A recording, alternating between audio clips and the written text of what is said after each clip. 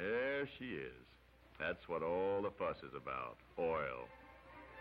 It's kind of pretty, isn't it? Oil, coming up out of the ground to make life a bit more easy for all of us. The United States is the world's largest consumer of fossil fuels. Oil is what drives the military machine of every country. That is, it provides the fuel for the aircraft, for the ships, for the tanks, for the trucks. Control of oil is indispensable. When you run out of it, your army stops.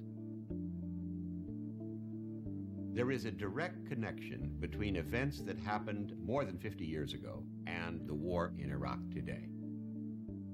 In 1953, the Prime Minister of Iran, Mohammad Mossadegh, became extremely irritated. The British were ripping off his country's national resources. He wanted a greater share in it. The British came to the new President Eisenhower and asked for help on this.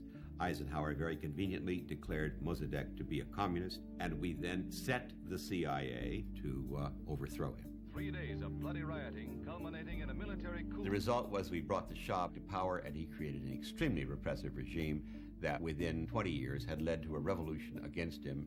The Ayatollah Khomeini creates a government that is violently anti-American. For Americans shot up the hills. Khomeini said, quote, I pray to God to cut the hands off all those foreign advisors. In the after-action report by the CIA on what they had done in Iran in 1953, they said, we're going to get some blowback from this.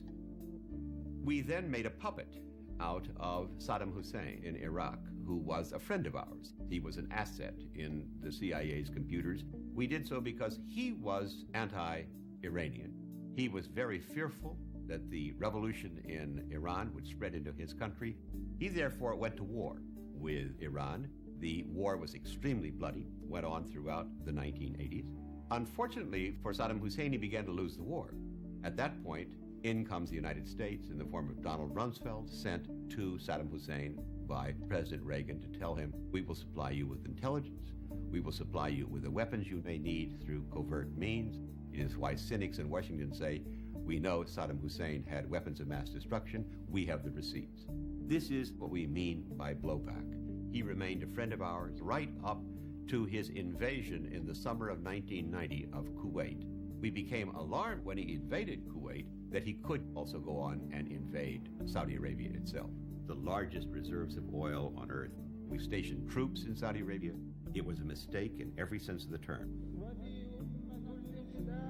Remember, Osama bin Laden had said, I resent the government of Saudi Arabia for using Americans to defend Saudi Arabia against Iraq. At that point, we began to fear that we were going to lose our position in Saudi Arabia. Well, the second largest source of proven reserves on earth are in Iraq.